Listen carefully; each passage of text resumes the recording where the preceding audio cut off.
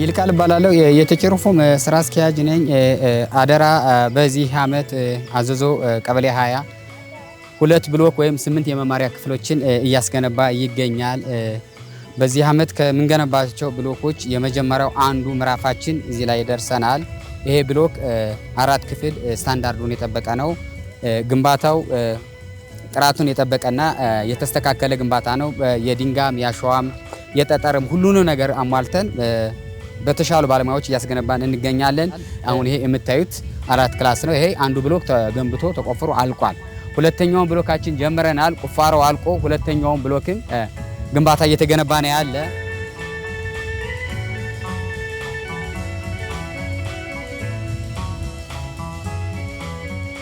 ስሜ አዛነው ባየ እባላለሁ። ግንባታ ባለሙያ ነኝ። ማንደፍሮ ወረታው እባላለሁ። መጀመሪያ ከዚህ በግንበኛ መልክ ነው የገባው። ከዛ ወደ ኃላፊነት መጣሁ። ስሜ ኃይሌ የሙያ ግንበኛ። ስሜ ካባ ገበይ ይባላለሁ። የግንበኛ ረዳት ወይም የባለሙያ ረዳት ተጠቃሚ ነኝ። በልጅም በትምህርት ቤት እማራለሁ። በገንዘብ በቢዝነስ ተጠቃሚ ነኝ። እኔ በጣም ተመስገን ተጠቃሚ ነኝ። በቀንም እዚህ የሰራተኛው ጋር ማገኘው ብር አለ። ከዛ በኋላ በማክሲም ደግሞ መጨረሻ ላይ የምናገኘው ብር አለ። በጣም ተጠቃሚ ነኝ። ይህ ስራ በመከፈቷ በጣም ትንሽ ናት። ብዙ መከፈት መቻል አለበት። ስራች ድርጅት አሁን ይህን አካባቢ ሰው እያንቀሳቀሰች ነው።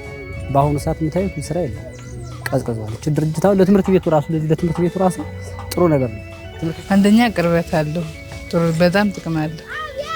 በቃ መዝለቅ ካለብኝ ዘልቃለሁ። ስራው ከቀጠለ እስከ መጨረሻው ቀጥላለሁ። ለእኔ ጥሩ ስራ ፈጥሮልኛል ብዬ ነው።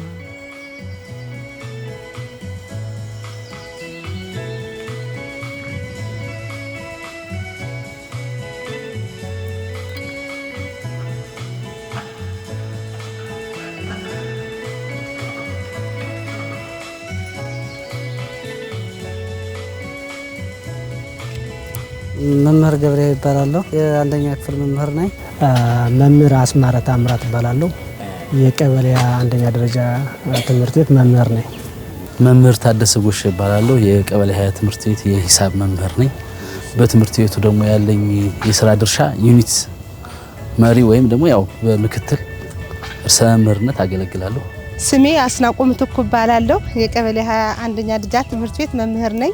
በጣም ጥሩ። እኔ ድርጅቱ ገና ሲመጣ ነው የገባኝ። እኔ ማለት የአሰራሩ ሁኔታ ቃል የገባው መሰረት ስሙ ራሱ ይገልጸዋል። ማለት አደራ የሚለው ስም ይገልጸዋል። ሲገባ እኔ አልጋ ባልጋ አረግንላችሁ ማለት ውሃ በእኛ ነው፣ ሮቶም እናቀርባለን። በቃ ውሃ ችግር የለውም ብለን ነግረናችሁ ነው።